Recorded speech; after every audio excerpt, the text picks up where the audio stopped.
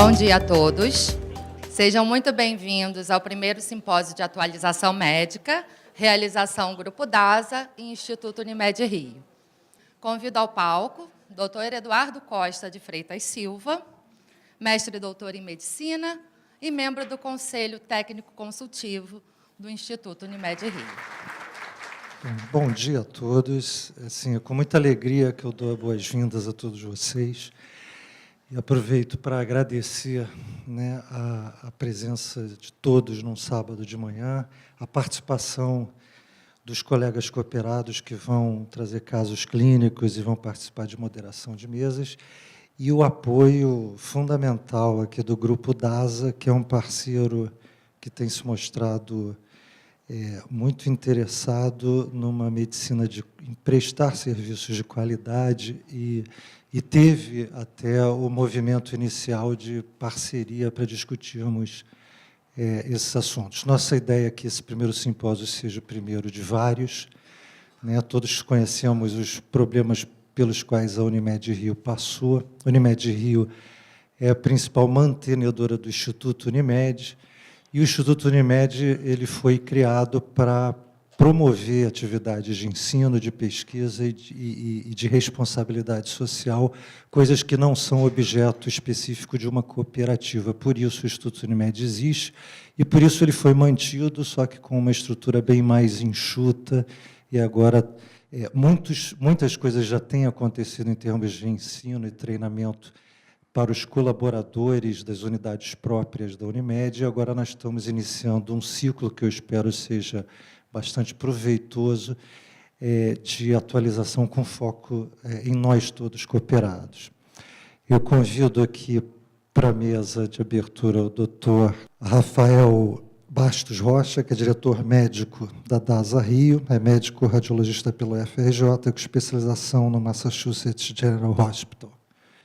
Doutor Rafael. Convido também a doutora Denise Durão, que é a nossa vice-presidente e diretora médica da cooperativa, para a gente abrir esse evento e dar início às atividades.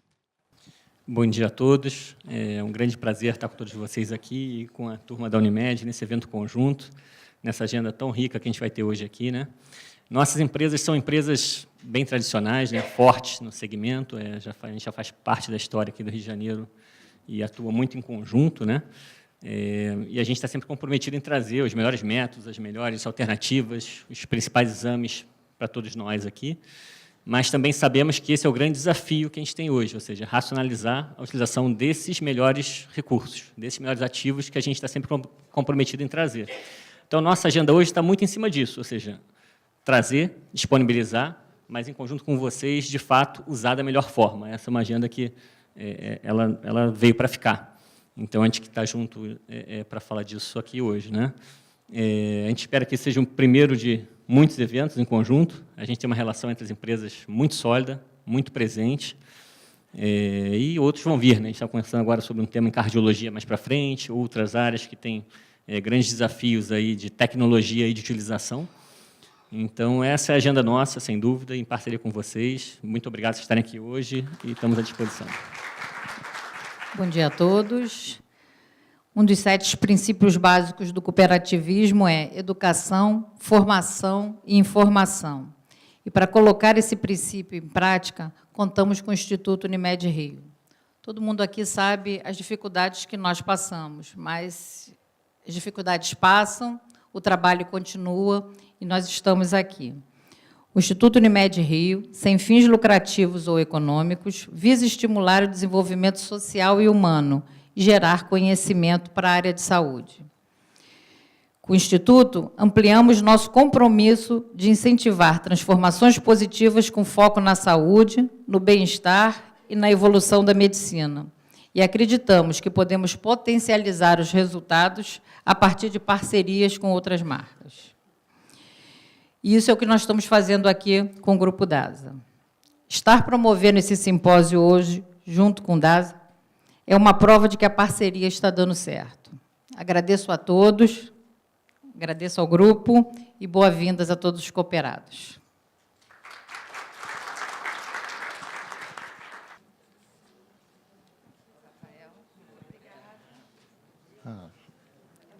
nossas colaboradoras aqui, a Flávia Aline, do Instituto Unimed e do Grupo DASA, prepararam aqui uma surpresinha. Então, muito obrigado. Eu agradeço em nome de todos e desejo um bom simpósio para todos.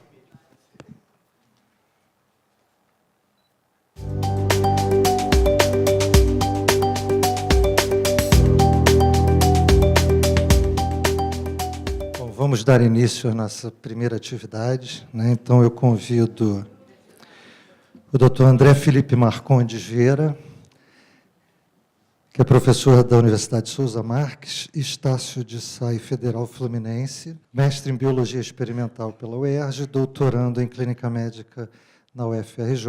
Ele vai moderar a nossa primeira mesa e convidar aqui os palestrantes. Bom dia a todos.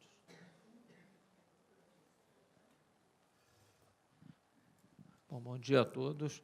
Eu gostaria de chamar os outros integrantes aqui da mesa. A doutora Rosita Gomes Fontes. Doutora Rosita é doutora em endofonologia pela UFRJ, endocrinologista do Instituto Estadual de Diabetes e Endocrinologia Luiz Capriglione, o IED, né? E médica endocrinologista da DASA. Gostaria de chamar também o doutor Ricardo Luiz Constantin Delphi. Dr. Ricardo é mestre em medicina na área de concentração de endocrinologia pela UFRJ, membro titular do Colégio Brasileiro de Radiologia, residência médica, especialista em radiologia e diagnóstico por imagem pelo Colégio Brasileiro de Radiologia, AMB, médico radiologista também do DASA. E queria chamar também a doutora Maitê Trojânia Salona Quimena. Doutora Maitê é especialista em endocrinologia e metabologia pela Sociedade Brasileira de Endocrinologia e Metabologia, AMB, Conselho Federal de Medicina. Mestre em Medicina pela PUC Rio de Janeiro e coordenadora do Programa de Diabetes Mellitus de Duque de Caxias, no Rio de Janeiro. Então, vamos começar com a primeira apresentação, né? A doutora Rosita Gomes. Por favor, doutora. Por uma questão de organização de tempo, cada um dos palestrantes vai fazer a sua apresentação e depois a gente abre para discussão e perguntas ao final. Tá? Já está a apresentação. Pessoal, bom dia, obrigada pelo convite. Estou muito satisfeita de estar aqui na mesa com o Ricardo e com a Maite, que foi minha aluna lá no IED. É um prazer estar com vocês nessa manhã de sábado. Esse é o meu conflito de interesse, já que eu vou falar de exames laboratoriais. É nossa pequena agenda, mas que eu espero que contemple o que vocês esperam da gente aqui. E, bom, de uma maneira muito interessante, na endocrinologia é muito fácil você pensar em exames complementares, porque tudo segue a fisiologia, né, do eixo hipotálamo, hipófise, glândula e tecidos periféricos. O TSH estimula a tireoide, que vai produzir principalmente T4 e uma pequena quantidade de T3 também. Esse T4 vai circular, a maior parte ligada à proteína ligadora de tiroxina, que é o T4, e uma pequena parte livre. Na célula, ele se transforma em T3 e faz feedback negativo com o hipotálamo e hipófise. A gente, lembrando disso, o resto todo está resolvido. É bom se fosse simples assim. Bom, então, para diagnóstico, exame inicial, TSH. Gente, triagem, suspeita diagnóstica, TSH, ponto. Por quê? Isso aqui é um trabalho que nós fizemos aqui no Brasil, DASA com a UFRJ. O TSH tem uma relação log linear negativa com o T4 livre, de maneira que T4 livre tende a diminuir, TSH aumenta. T4 livre tende a aumentar, TSH diminui. Mas não é só isso. O TSH é muito mais sensível do que o T4 e o T3 em se modificar conforme uma alteração glandular. Então, muito antes, 10 vezes mais sensível, muito antes que o T4 livre, T4 total, T3 se alterem no sangue, o TSH já se alterou. Por isso, ele é o exame inicial. Além disso, ele é dosado por método imunométrico. O que é o método imunométrico? É o que as pessoas chamam de sanduíche. 2 anticorpos se ligam em pontos diferentes do TSH. Isso faz com que ele seja muito sensível e muito específico. Isso é um fator adicional. Ele também é automatizado, quer dizer, quanto menos processo manual a gente tem, a gente sabe que menos erro vai ocorrer. tem excelente relação custo-benefício, então é um exame que não é caro, ele é bastante barato, e o tempo de realização. Ao contrário do Radimundo, que a gente demorava 2 dias fazendo uma dosagem, com horas você já tem o resultado do TSH a partir do momento da coleta. TSH está normal? Morreu. TSH está alterado? A gente vai confirmar com o T4. Por que o livre e não o total? O T4 total ele é muito sujeito a interferências das proteínas carreadoras. Então, por exemplo, uma mulher que tome pílula, e ela geralmente não relata isso no laboratório, porque ela esquece que a pílula é uma medicação, vai aumentar a TBG, T4 total vai estar elevado. Esse é o exemplo mais comum, gestante também. Então, o T4 total reflete melhor o status tiroidiano. De 90 para cá, a gente praticamente trocou o T4 total pelo livre. Excepcionalmente, você pode precisar do T3. Algumas situações nas quais você vai ter dúvida se existe hipertiroidismo ou não, que eu vou mostrar depois. Atenção para isso aqui. O TSH ele é bastante alto ao nascer.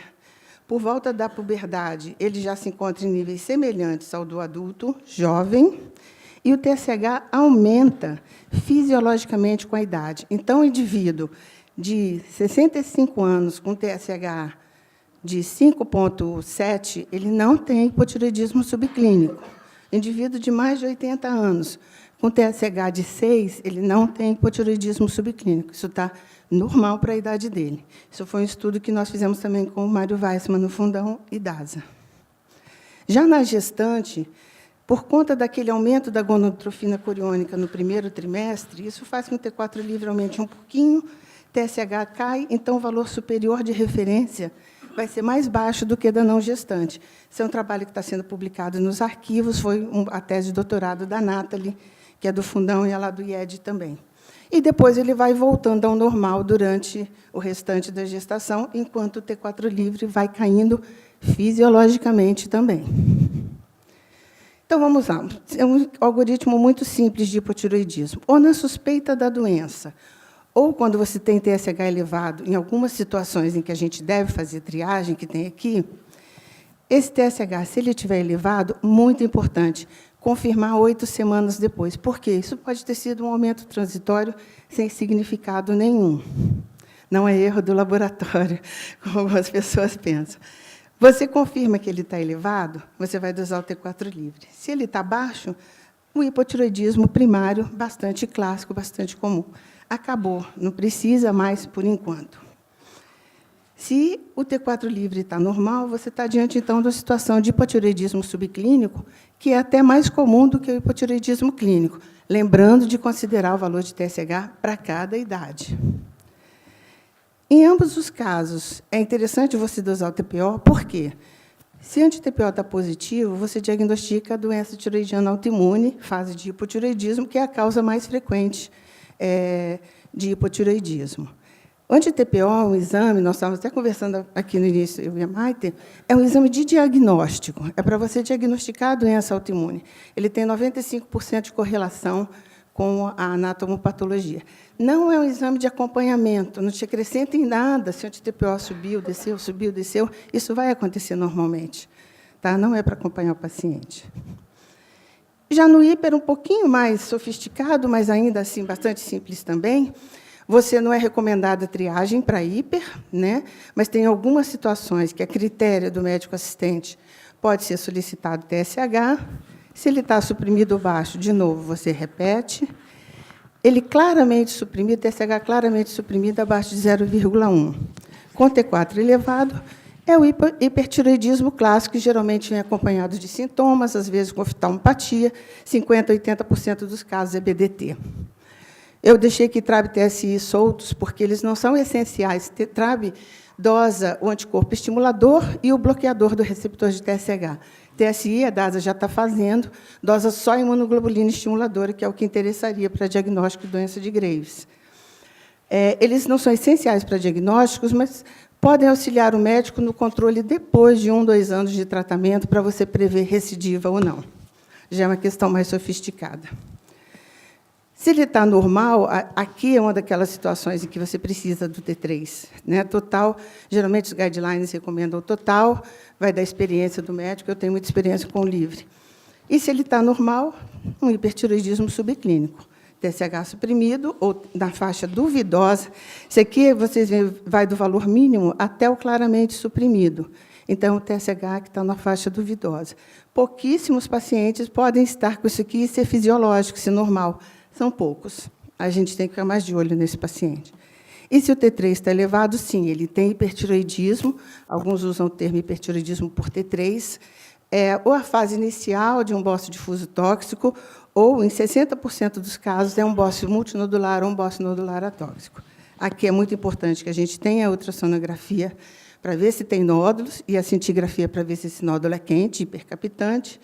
E, eventualmente, o TRAB-TSI também podem auxiliar no diagnóstico diferencial com BDT. Esses resultados podem ser discordantes. Primeiro, TSH do segundo, TSH com T4 livre não segue exatamente o que a gente espera. Claro, existem as situações de exceção. A maioria delas é interferência, geralmente por medicamentos, e geralmente 2 ou mais medicamentos. Geralmente não vai interferir a ponto de mudar diagnóstico. E outras causas, como disfunção central, doença não tireoidiana, que aí o médico assistente já vai avaliar que esse paciente é diferente. Então, a nossa conduta mais comum é manter o paciente em observação, mas, eventualmente, conforme o quadro clínico, pode ser solicitados exames complementares. E uma reavaliação, inicialmente semestral e depois de 1 ano. Por quê? Porque, em 50% dos casos, esse TSH que esteve alterado vai se normalizar dentro da sequência natural da vida do paciente. Isso 50% é bastante significativo para que você não insista em investigar desnecessariamente. No caso de nódulos, é a ultrassonografia que vai dar o diagnóstico de nódulo, não é a nossa palpação, mesmo quem fala que o meu dedo é ótimo, não é melhor do que um ultrassom. Você vai pedir de início o TSH e seguir a sequência do algoritmo de hipo ou de hipertiroidismo. Já no controle, lembrar que no hipo, só após 6 a 8 semanas é que o TSH vai refletir a levotiroxina que você começou hoje ou que você mudou a dose hoje. Não adianta pedir exame do paciente antes disso.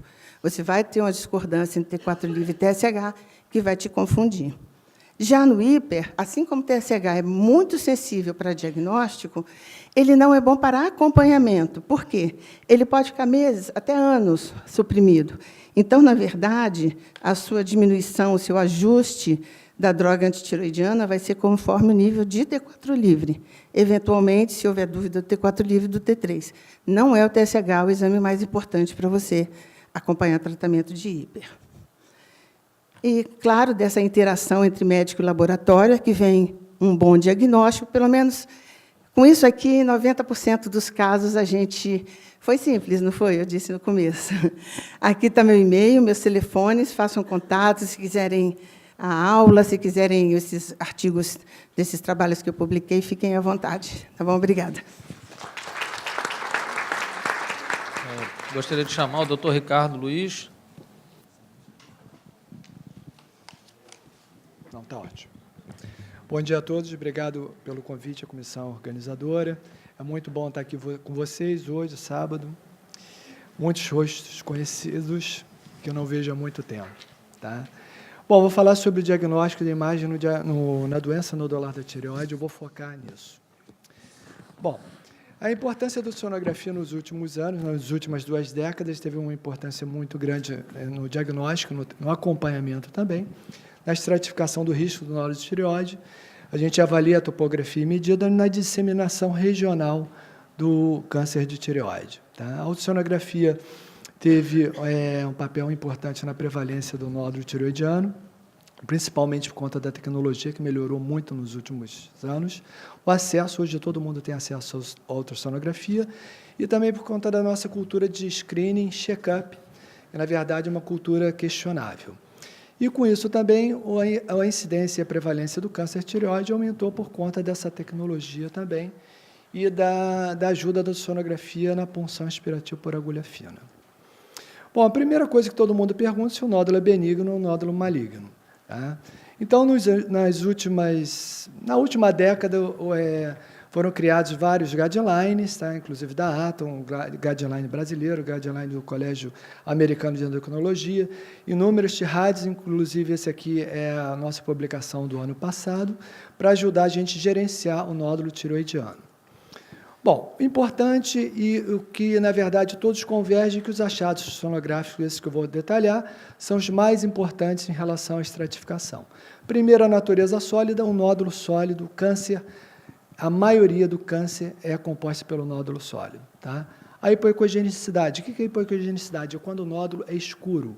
Quanto mais escuro, mais chance ele tem de ser câncer. Então, a hipoecogenicidade marcante tem uma ascendência, moderada mais ou menos, e a leve bem discreta. O contorno irregular, o microlobulado também é um achado muito importante, e a presença de focos hiperecóicos, principalmente a microcalcificação, sendo que a macrocalcificação também tem um leve risco de malignidade. A altura maior que a largura é quando a gente pega na medida, a gente recebe o laudo e vê uma medida do meio, a medida longitudinal, a medida AP, ou anteroposterior, e a medida transversal, largura. Se essa medida for maior que uma das duas, esse nódulo tem um grau maior de suspeição. Então, aqui um exemplo, o nódulo sólido hiperecóico, ele é mais escuro que o parênquima, calcificação, que são esses focos hiperecóicos, e ele tem uma altura maior que a largura. Em relação à topografia de risco, também é muito importante esse sinal a gente colocar em relação à ultrassonografia, a associação à localização paratraqueal e subcapsular, tanto anterior e principalmente a posterior. Então, a gente vê aqui um exemplo de um lobo tiroidiano, um nódulo sólido hiperecóico, com microcalcificações que invade a parte posterior. O estrago posterior é muito mais importante que o estrago anterior por conta do nervo laringeu recorrente. Tá? Então, isso é uma coisa extremamente importante a gente colocar no laudo e vocês procurarem saber isso em relação ao nódulo. A classificação Chamas nós usamos disseminadamente aqui no Brasil, são 5 padrões, que eu acho que a maioria absoluta conhece. Eu queria ressaltar o seguinte, os 2 padrões mais importantes são o 4 e o 5. Esses que estão relacionados à suspeita de malignidade, tanto no trabalho dela, quanto no meu trabalho, que nós publicamos no ano passado, um exemplo aqui, um nódulo hipervascularizado. Eu quero chamar a atenção ao padrão 3, que é uma grande fonte de indicação de punção, que, na verdade, a maioria absoluta desses nódulos é benigna, tá? Inclusive no trabalho dela também. O IR alto também é um outro achado importante, na minha opinião, um custo-benefício que não vale muito a pena fazer, porque quando o IR está alto, o restante todo já está alterado. E lembrar sempre que o padrão morfológico é muito mais importante que o padrão vascular. Isso quer dizer o seguinte, se o nódulo é sólido, hiperecóico, tem microcalcificação e não tem vascularização, isso não interessa, ele é um nódulo suspeito, tá bom? Tem que fazer a punção. Elastografia é um outro método de imagem que ajuda a gente também a selecionar o nódulo, parte da premissa da palpação. O câncer é duro e o nódulo maligno é mole. Então, aqui um exemplo, o nódulo sólido hiperecóico, a gente vê que ele está todo coberto de vermelho, o vermelho é o duro, ele é o nódulo duro, foi puncionado, Bethesda 5, era um carcinoma papilífero. Então, é importante lembrar em relação à sonografia aqui, a combinação desses achados todos que eu conversei agora, que eu falei sobre isso, é que aumenta o risco de malignidade e um só achado não tem esse poder. Bom, em relação aos guidelines, o que eles vieram para nos ajudar? Primeiro, o que não puncionar, se existe um consenso entre todos, é que não puncionar nódulos menores que 1 centímetro, mesmo que sejam suspeitos, tá? Sem linfonodopatia cervical ou sinal de invasão e aguardar alcançar até 1 centímetro. Eu sei que isso é difícil, mas isso aí depende da conduta do médico e da concordância do paciente. Quando puncionar nódulos menores que 1 centímetro? Quando tiver clínica de agressividade, topografia potencialmente agressiva, linfonodopatia cervical, desejo do médico e do paciente, paciente complicado, aquele de difícil acompanhamento, que volta de 5 em 5 anos no seu consultório, e quando tiverem essas medidas, isso é uma sugestão minha, em torno de 7 a 9 milímetros, porque a ultrassonografia ela tem um erro de medidas, se eu medir agora e medir depois, outra pessoa medir, nunca vai dar a mesma medida. Então, isso é importante saber, principalmente se for paciente jovem, ele vai ter que acompanhar o resto da vida esse nódulo, então, isso a gente tem que levar em conta.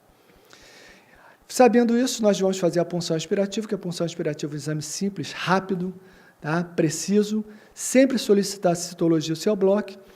O CELBLOC, na maioria das vezes, não contribui, mas em poucas vezes é determinante no diagnóstico do câncer. E como a ultrassonografia pode juntar com Bethesda e a gente manejar melhor esses nódulos? Primeiro, Bethesda 1, que é um problema que a gente tem. Se a punção for acelular em nódulo sólido, o que eu acho é repetir a punção. Se forem nódulos mistos, predominantemente císticos, nódulos de baixa suspeição, e tiver um material hipocelular sem atipia, o nódulo de baixa suspeição, é alta probabilidade de benignidade. Tá? Então, eu acho que, sinceramente, com o acompanhamento clínico ultrassonográfico, é melhor do que ficar repetindo sempre essa punção.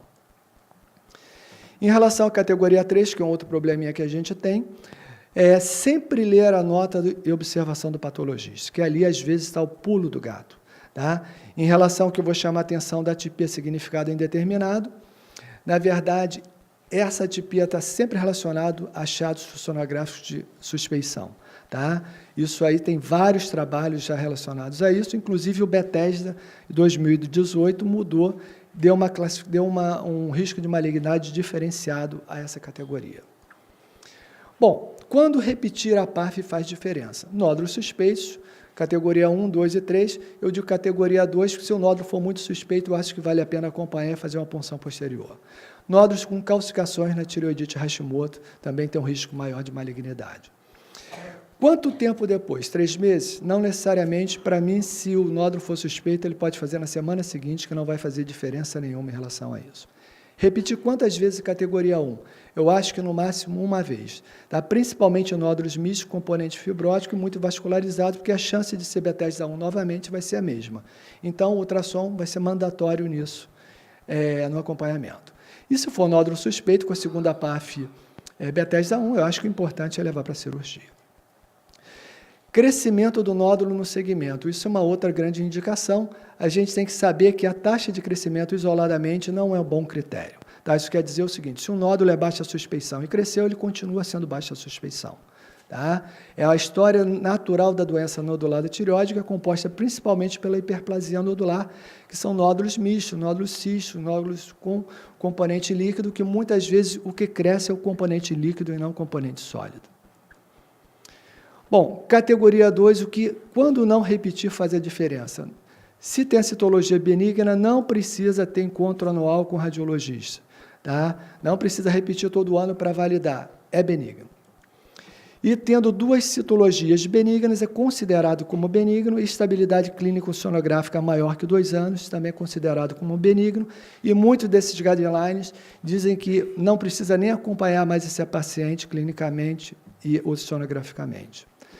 Importante lembrar que o paciente, a partir do momento que ele tem um diagnóstico de suspeição, é importante fazer a ultrassonografia cervical com Doppler colorido para mapear linfonodopatias. Principalmente, a gente avalia o compartimento central e, mais importante, o compartimento lateral, porque muda totalmente a estratégia do cirurgião a gente encontrar linfonodo suspeito no compartimento lateral e evita cirurgia futura por doença persistente. Isso quer dizer o seguinte, o paciente vem, fez a punção, 6 meses, tirou a tireoide, faz um controle de 6 meses, tem um linfonodo lá. Aquele linfonodo já estava lá, não surgiu nesses últimos 6 meses. Isso também é uma sugestão do guideline da ATA. Então, o linfonodo suspeito, o mais importante, na minha opinião, é a forma arredondada, ele perde aquela forma fusiforme e se torna redondo. Às vezes não precisa ser grande, pode ser pequeno. As microcalcificações, áreas císticas, fluxo na periferia, o difuso e áreas hiperecóicas vão adicionar suspeição a isso. Sempre que pedir a PAF, pedir com a dosagem de tireoglobulina e calcitonina, que muitas vezes, ou talvez na maioria das vezes, é o que fecha o diagnóstico. Então, para finalizar, vou falar rapidamente sobre a tomografia computadorizada e ressonância magnética, as grandes vantagens em a resolução espacial, que realmente a imagem é muito mais confortável para não especialista, extensão extraglandular, estadiamento e planejamento cirúrgico. Então, o cirurgião, ele vê essa imagem aqui, ele fica muito mais confortável do que ver a imagem ultrassonográfica, que é uma imagem limitada, e só depender do meu laudo, do laudo do colega. Como esse corte coronal aqui, um nódulo comprimindo a traqueia na ressonância e linfonodos também na ressonância. Lembrar que a ultrassonografia cervical com Doppler é o principal e primeiro exame para isso. Tá? E o que a gente pode melhorar a nossa eficiência? Tem interação entre especialistas, como a gente está tendo hoje aqui, equipe multidisciplinar dedicada à tireoide, e a minha pergunta, que todo mundo pergunta, a ultrassonografia e os demais exames de imagem são operador dependentes? Não, na minha opinião, eles dependem de um bom operador. Era isso que eu queria falar. Muito obrigado a todos. Meu e-mail está aqui. Queria chamar agora a doutora Maitê para a apresentação do caso clínico. Bom dia a todos. Obrigada pelo convite, tanto à DASA como ao Instituto Unimed. Obrigada principalmente a vocês que estão aqui para nos ajudar nessa discussão. A ideia de trazer um caso clínico me chamou muita atenção, que a gente tem uma plateia diversa, e então eu procurei fazer uma coisa que estivesse no dia a dia de todos nós, não só do endocrinologista. Meu conflito de interesse com relação a esse tema não existe, nem potencial conflito de interesse. Trouxe um caso que, normalmente, nós endocrinologistas recebemos, enviados por vocês, não endocrinologistas, de um paciente que chega ao nosso consultório dizendo que tem um exame alterado da tireoide. Esse paciente, então, quando chega para mim, eu não sei se todos fazem a mesma coisa, eu procuro não olhar esse exame que ele traz. E procuro olhar ele clinicamente primeiro, para que eu não seja também levada às mesmas, talvez, dificuldades diagnósticas que quando a gente não pensa em outra coisa. Então, ela tem um problema de tireoide, eu não sei ainda qual. Não tem queixas espontâneas, e então eu começo a fazer as perguntas compatíveis com alterações de tireoide. Não tem alterações de Pfanners, humor, sono, irregularidade menstrual ou qualquer outra queixa. Essa paciente também tinha bom hábito intestinal, tinha ciclos regulares, como a gente já falou, já tinha tido 2 gestações e uma delas evoluiu para cesárea sem complicações. Ela disse ter uma dislipidemia leve, eu ainda não vi o exame. Tem rinite, com uso esporádico de Allegra, e não refere uso recente de glicocorticoide, mais de 2 meses pelo menos. Nega cirurgias, além da cesárea, e nega internações ou infecções recentes ou até mesmo recorrentes. Isso é muito importante para a gente avaliar esses pacientes. A história familiar tem a doença cardiovascular da mãe, um diabetes do pai, uma avó materna que teve um nódulo, uma prima materna com tireoidite de Hashimoto, irmãos e filhos saudáveis. Ela está bem ao exame clínico também. Nós olhamos, então, uma face atípica, a região cervical não dá para visualizar a tireoide, uma palpação cautelosa e cuidadosa do endocrinologista, sem tireoide palpável e sem adenomegalias. O restante do exame físico também é normal, exceto um discreto sopro sistólico mitral e um discreto edema perimareolar, porém sem edema pré-tibial. Os sinais vitais estão bem. A PA dessa paciente é adequada, em pé e sentado. E aí, a gente olha exames. Depois a gente vai discutir o caso, essa é a ideia do nosso encontro aqui. Então, eu estou andando um pouco rapidamente. Então, um caso típico, mais ou menos como a Rosita falou, chega um TSH elevado, só que normalmente o pessoal pede também o T4. Então, o T4 já veio. Né? O certo, como a Rosita tinha colocado para a gente pedir só o TSH quando a gente está fazendo o screening do paciente. Se ele vier alterado, então a gente vai para a próxima fase. Ela realmente tem uma dislipidemia, não tão discreta quanto ela falava, e não faz nenhum tratamento. O que fazer, então, com esse paciente? Bom, talvez temos, então, uma suspeita para hipotireoidismo?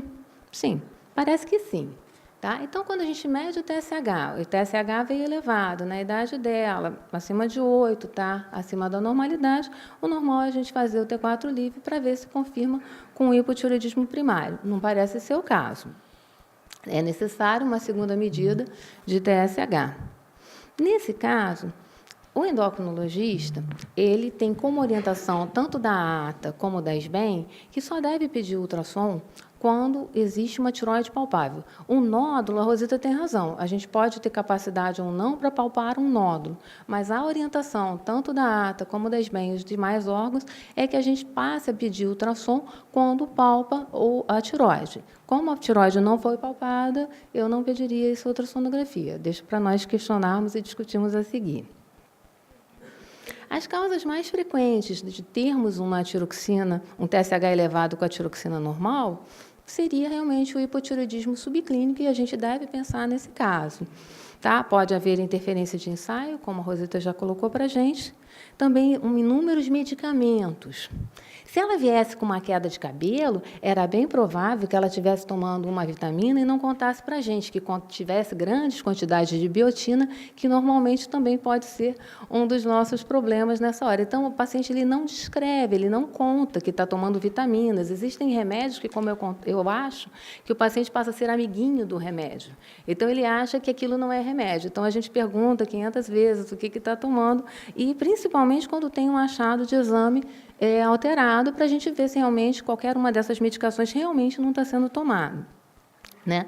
A síndrome do eutiroidiano doente, se ele tivesse tido uma enfermidade, tivesse tido acamado, também poderia ter um TSH sim. Tá? E resistência TRH e TSH, que ele estaria alto e não estaria funcionando bem. Uma recuperação de uma tiroidite subaguda, teve história, não teve história, então isso a gente procura nessa história desse paciente. E insuficiência adrenal, que, como vocês vão ver, é muito importante na nossa sequência. O paciente veio, então, com TSH elevado, eu acabei repetindo o T4 livre, e anticorpos com tireoglobulina, confirmando a história familiar dela de uma tireoidite de Hashimoto. Gostaria de falar, nesse caso, que tireoidite de Hashimoto não é necessariamente ligada a hipotireoidismo. Nós podemos ter uma tireoidite de Hashimoto durante toda a vida sem ter hipotireoidismo. E também, é como a Rosita falou, tem a tireoidite de Hashimoto, fez o diagnóstico de tireoidite de Hashimoto, deixa ela lá, e se um dia precisar, procura hipotireoidismo. Não precisa a vida inteira ficar repetindo esse anticorpo do TPO. Então, sendo um hipotireoidismo subclínico, por que tratar? Se fosse mais distante, a gente teria que tratar, porque o feto precisaria de um subsídio, não é o nosso caso. Se a pessoa quisesse engravidar, também ela não conseguiria, e tem um índice muito maior de abortamentos nos casos de subclínico não tratado. Às vezes, até para doses bem menores de TSH, a gente já começa uma reposição para uma paciente que deseja engravidar. Isso é muito importante para quem faz fertilização in vitro. Já vi casos de pacientes que não conseguiram um bom resultado ou tiveram abortamento porque não trataram um hipossubclínico ou bem mais discreto que esse. E além do risco cardiovascular que esses pacientes apresentam quando não tratado. É importante que existem doses escritas para a reposição de tireoide. E aí a gente não pode pegar nessa dose 1,5 a 1,88, lembra, micrograma, que é a levotiroxina que se repõe, e pegar aquilo e calcular como fosse um antibiótico e dar para esse paciente. Lembrar que se é subclínico, parte dessa tireoide funciona, parte dessa tireoide não funciona. Então, a reposição normalmente é tateada e se faz delicadamente. Quando você faz a reposição em alguns um mês e meio a 2, ele volta com TSH mais elevado, isso diz que realmente você está tratando certo, que aquela tireoide realmente precisava de um reforço, e o paciente vem bastante desesperado quando isso acontece. Por outro lado, se há uma insuficiência adrenal, você tem que estar sempre de olho, porque ela precisa ser tratada antes. Caso você faça uma reposição de hormônio tiroidiano com uma insuficiência adrenal presente, esse paciente entra em crise adrenal e pode piorar o quadro, assim como outras comorbidades cardiovasculares, né, uma arritmia ou alguma outra coisa. Então, você tem que tratar essas comorbidades antes de fazer. É uma reposição simples, mas que tem que ser bem feita. As doses para gestante, para criança, por quilo de peso, são bem diferentes dessas. Então, ficar atentas. É muito importante que essa reposição seja feita pelo especialista, principalmente porque há algumas situações a considerar quando não se consegue atingir a meta. Essa levotiroxina tem que ser tomada bem antes da primeira refeição ou qualquer remédio, porque ela tem que encontrar um ambiente ácido nesse estômago, com uma boa quantidade de água, porque senão ela fica pelo caminho. E é importante também ele não tomar o remédio no dia que vai fazer a dosagem dos hormônios, porque isso altera. Então, quando você não está conseguindo atingir a meta da reposição desse paciente, alguma coisa está errada. Então, o endocrinologista normalmente faz isso com mais calma e consegue achar a razão que tem esse paciente. Muitos deles que tem que tomar... eu tomo meia hora antes, e aí ele tem que tomar o omeprazol e tomar junto. Fica uma beleza, né?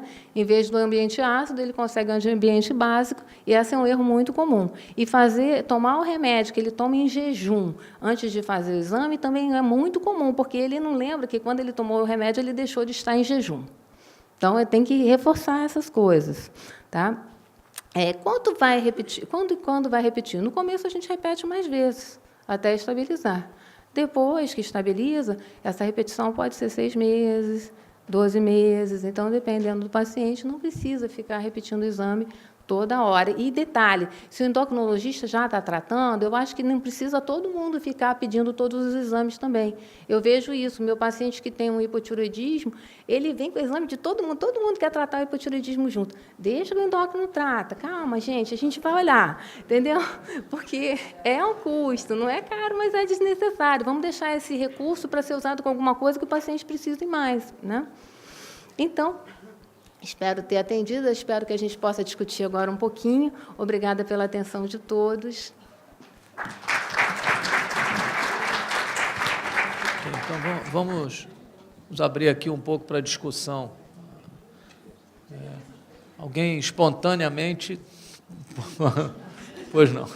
Oi, e eu queria colocar, como a doutora Maitê bem explanou agora, sobre a utilização dos exames TSH, que as pessoas pedem, às vezes, todo mês. Então, o paciente chega no endocrinologista, começa a repor, e 2 semanas depois já faz o exame. O TSH não baixou, aí o colega vai e aumenta a dose do hormônio tiroidiano.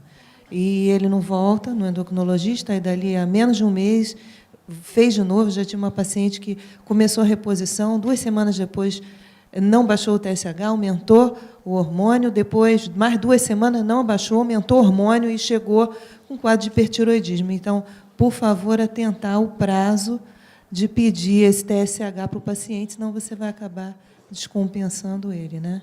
Como ela já tinha falado. Obrigada. Bom dia, Cátia Belo, sou ginecologista, e como temos muitos ginecos na plateia, e a mulher, né, sistematicamente que vem aos nossos consultórios, há uma demanda de solicitação grande de exames, tanto de imagem quanto análises clínicas. E aí, a minha pergunta para vocês, existe dentro de um protocolo, com que idade deveríamos, nós, visto que, em boa parte, somos nós que encaminhamos para vocês, endócrinos, qual seria a idade ideal e com que intervalo deveríamos fazer o rastreio com o TSH? Porque o que a gente vê muito é exame de TSH pedido a cada 6 meses e por aí vai. Então, acho que isso ajudaria os colegas. Muito obrigada. Oi. Ótima a sua pergunta. Eu, inclusive, coloquei ali idosos, mas tem dentro das próprias sociedades uma discussão que houve uma recomendação das sociedades de endocrinologia de investigar pacientes acima de 35 anos, definitivamente não são idosos, principalmente mulheres, pela incidência maior de tireoidite de Hashimoto, tireoidite autoimune após essa idade. Então, essa é uma recomendação ainda válida. Algumas sociedades, hoje em dia, recomendam apenas acima de 60 anos, outras 65. Então, em idosos, há uma concordância geral. Mas eu acho especialmente válida na mulher acima de 35 anos, sim. E nós fizemos um trabalho recentemente, teve uma ação do Estado, que foi ali na Cinelândia, nós fizemos triagem de hipotireoidismo para saber na nossa população. A gente ficou muito surpreso que a ocorrência em homens foi bem maior do que a literatura refere. Claro, foi um número pequeno de pacientes, foi um dia só de ação, foram 180 pacientes, mas nós vamos continuar, porque ficamos bastante curiosos a respeito disso. Mas, por enquanto, é isso, acima de 35 anos, e especialmente mulheres. O intervalo. Se o TSH está normal, você só repete 5 anos depois. Mas, se tem algum daqueles fatores, ela já teve doença tiroidiana no passado, tem doença tiroidiana na família, você repete anualmente. Só para lembrar, né, o caso, a indicação foi boa, né? Só não precisava o T4. Ela tinha uma história familiar, não tinha nenhuma queixa, então podia ter pedido só o TSH, no caso que a gente viu. E aí, daí, a gente vai para frente. né? Eu acho que vale a pena isso. E essa coisa de não ficar todo mundo pedindo. O ideal também é que a gente peça aos pacientes que deem os exames antigos. Eu vejo um certo receio do paciente de entregar exames antigos. Alguns levam numa bolsinha e deixam escondido e entregam para a gente, se a gente solicita e fala assim, eu não sabia que a senhora queria. É interessante que há um receio. Eu falo, o exame não é leite, não estraga.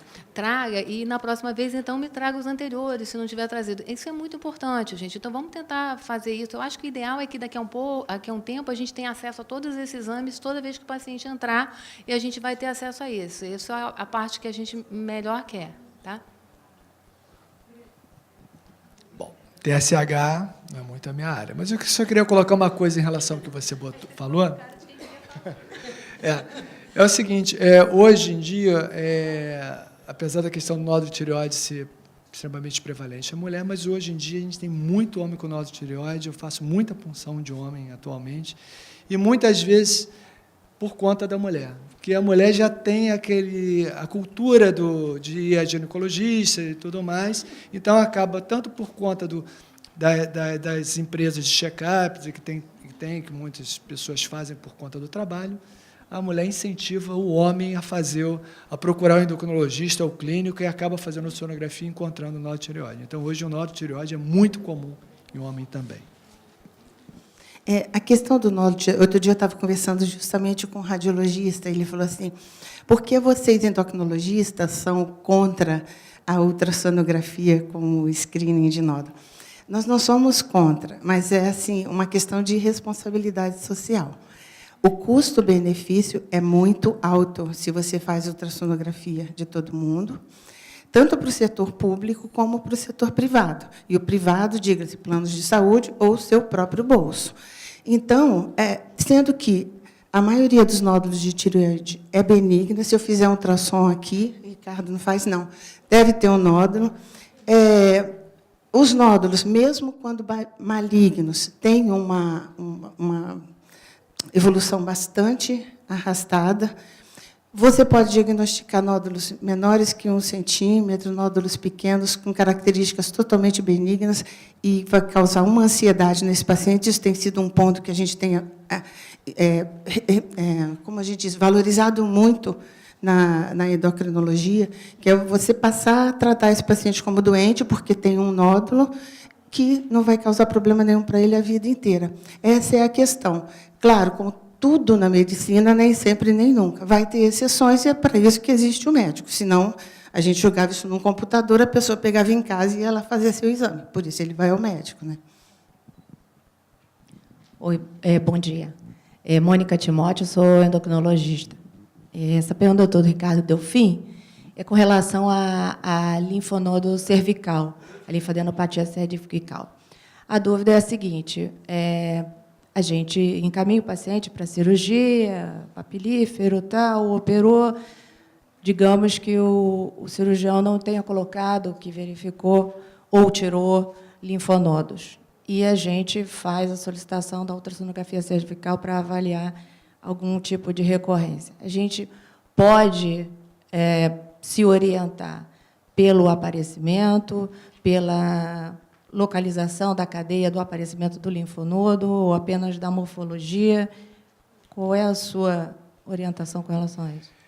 Mônica, você me perguntou em relação a pós-operatório. Pós-operatório. Já é um paciente que tem diagnóstico de câncer. Não sei se eu entendi a pergunta, mas, na verdade, a gente vai avaliar pela topografia, pelo tamanho. Às vezes, não precisa... Eu até... eu não uso, mas o termo linfonodomegalia. Muitas vezes a gente pega linfonodos de 6 milímetros, que a gente já vê que é suspeito no pós-operatório, e não é uma linfonodomegalia. Então, a gente tem que lembrar que os linfonodos podem ser pequenos, não palpáveis, e serem suspeitos. Tá? Em relação ao que eu falei, realmente, a forma é o principal achado, tá? E a presença de microcalcificação e de áreas císticas e o fluxo também é importante, o Doppler colorido na região cervical, eu acho muito importante que, muitas vezes, o Doppler colorido ele dá a suspeição de ser um linfonodo ou não na área cirúrgica, porque às vezes pode ser um granuloma. Então, tendo fluxo, é linfonodo, porque granuloma não vai ter fluxo. Tá bom? Era isso que você queria. Obrigado. Acho também uma coisa, não sei se todos vocês concordam, queria trazer para debate, às vezes um desses nódulos, eles aparecem pós-cirúrgicos, e aí o pessoal que trabalha com oncologia de tireoide indica a não retirada, o acompanhamento. Então, no câncer diferenciado de tireoide, isso às vezes é comum. Tá? Então, é interessante para quem não é da área que não se assuste tanto quando isso acontece, porque, às vezes, o paciente ele já vem de uma carga emocional muito grande de ter retirado um câncer, aparece um linfonodo com punção e que ele realmente é um provável, tem ainda alguma estrutura de câncer e tem algumas orientações, às vezes, para acompanhamento. Então, que se oriente o paciente para que ele continue o acompanhamento, que, se for necessário, uma nova abordagem cirúrgica, ela será feita. Então, tem que ter cuidado. Nem sempre tudo é cirúrgico em região cervical de tireoide ou depois de câncer de tireoide. É um pouco diferente o acompanhamento do câncer da tireoide. Em alguns casos, isso acontece, não é? Só para aproveitar, tem pacientes que eu acompanho que tem metástase linfonodal, pequenininha, 0,6 centímetros e tudo mais, vai acompanhando. Depois de cirurgia, vai acompanhando e estão estáveis, 3, 4 anos, eu acho que é o mais que eu tenho em relação ao tempo. Então, isso, na verdade, é o especialista que vai avaliar isso, né? Obrigado. André. Bom, pessoal. Gostaria de... Denise, eu sou otorrino, né? O otorrino também gosta muito de mexer na tireoide, não, por causa das doenças labirínticas, né? A síndrome vertiginosa, às vezes, pode estar associada a alterações de tireoide. Mas eu gostaria de perguntar o seguinte: a mulher acima de 35 anos, com quadro de tireoidite de Hashimoto, vocês encaminham para ultrassonografia? A gente tem uma alta incidência de carcinoma papilífero oculto, né? Que às vezes vai por o cirurgião vê um nódulo que é benigno, vai durante a cirurgia, observa, vê um pontinho ali, alarga a cirurgia, aquilo é um carcinoma papilífero. Então, como é que o endocrinologista, vocês encaminham essas pacientes de tireoidite Hashimoto, quais os exames? A gente tem que fazer ultrassonografia para acompanhamento? Como é que o cirurgião... Porque o cirurgião fica, às vezes, com... Vamos lá, abre logo, tira e já faz tireoidectomia total, né? Tá? Então, eu gostaria de ouvir vocês sobre isso. Eu estou fazendo um trabalho sobre isso no IED, dos carcinomas incidentais. E é assim, interessante que, quando eu fiz residência, tem bastante tempo, 38, 39 anos, a gente tinha a ideia assim, se tem um nódulo numa tireoidite Hashimoto, no bócio difuso tóxico, doença de Graves, você não se preocupa porque ele é benigno. Mas o diagnóstico era pelo dedo e pela cintigrafia, não tinha ultrassom, né? Agora, a gente já sabe que a doença autoimune ela pode, sim, predispor ao carcinoma, mas é o carcinoma diferenciado, é o papilífero, e que tem uma evolução, como a gente fala, essa evolução quase que benigna, né? Então, a gente tem visto esses casos em Hashimoto, em BDT, em nódulo tóxico, mas, se ele é oculto, em princípio, você se despreocupa, são muito raros, são até relatados na literatura os casos de carcinoma oculto e que evoluíram mal. Então, esse paciente, se você não tivesse operado, você só iria ver na anatomopatologia depois que ele morreu atropelado por infarto, outra coisa, né? Até o carcinoma mesmo, já grande, geralmente a pessoa não vai morrer dele. Mas você, assim, então, é uma realidade. A questão do ultrassom de rotina em paciente com hipotireoidismo, no Hashimoto, você palpa, se você tem uma tireoide irregular, com ressaltos, que você fica em dúvida se tem nódulo ou não, é como eu falei, o seu dedo não vai definir isso, por melhor que você se ache. É a ultrassonografia que vai. Mas, como rotina, não é preconizada nos guidelines se você tem uma tireoide pequena. Bom, chegando a mim, a ultrassonografia, o que acontece? Realmente existe essa associação, mas, na verdade, a maioria das pessoas que têm tireoidite Hashimoto não tem carcinoma de tireoide. E o carcinoma de tireoide, ele se apresenta da mesma maneira que na população geral. Nódulo sólido, hipercórdico, com microcalcificações. Principalmente na tireoidite Hashimoto, como eu falei anteriormente, eu vou chamar a atenção, nódulo com calcificação na tireoidite Hashimoto, ele tem uma suspeição muito maior. Então, esse tipo de nódulo a gente tem que ficar de olho. Uma outra coisa também que acontece é que a tireoidite Hashimoto é um processo inflamatório crônico, geralmente tem um aspecto bocelado e nodular, e muitas vezes o pseudonódulo, que a gente chama que, na verdade, é uma área inflamatória crônica, é confundida com nódulo e gera muita expectativa negativa em relação ao paciente e ao médico do paciente. E lembrar também que o bócio nodular é comum junto com a tireoidite Hashimoto. Tá? Então, é comum a tireoidite Hashimoto, da mesma maneira que na população geral, apresentar nódulos benignos. Obrigado. Interessante a gente lembrar, no nosso caso, né, que é raro a gente pegar uma tireoidite Hashimoto que a gente, pelo menos, não palpe a tireoide. Né? Normalmente, a tireoidite Hashimoto dá uma inflamação, por isso é uma tireoidite na tireoide, então ela passa a ser palpável. Uma vez que ela é palpável, então está indicado um ultrassom. Se você não é da área e quer adiantar ao endocrinologista pedindo um ultrassom, já que deu um TSH alterado, aí não, manda para o endocrinologista que ele vê se ele vai pedir, até porque ele vê que tipo de ultrassom que ele vai pedir. Porque às vezes vocês pedem, aí não pedem com Doppler, e aí a gente tem que pedir um outro. Então, acho que vale a pena. Na questão da labirintite ou das vertigens rotatórias ou não rotatórias, a nossa seara é grande, mas eu acho que maior na dislipidemia, talvez esse caso entraria mais 90% dos casos de labirintopatia com vertigens estão relacionadas a alterações metabólicas da glicose ou então do colesterol, e realmente quase sempre a gente acaba trabalhando mais com otorrino nessas questões metabólicas e com excelente evolução para esses pacientes que deixam de ser labirintopatas crônicos quando trata a parte metabólica. Então, a gente pode fazer uma dupla muito bacana e o paciente fica muito satisfeito e a gente também, né? Bom, pessoal, eu sei que existem mais ainda uma. várias... A gente está com o tempo esgotado, infelizmente, desculpem.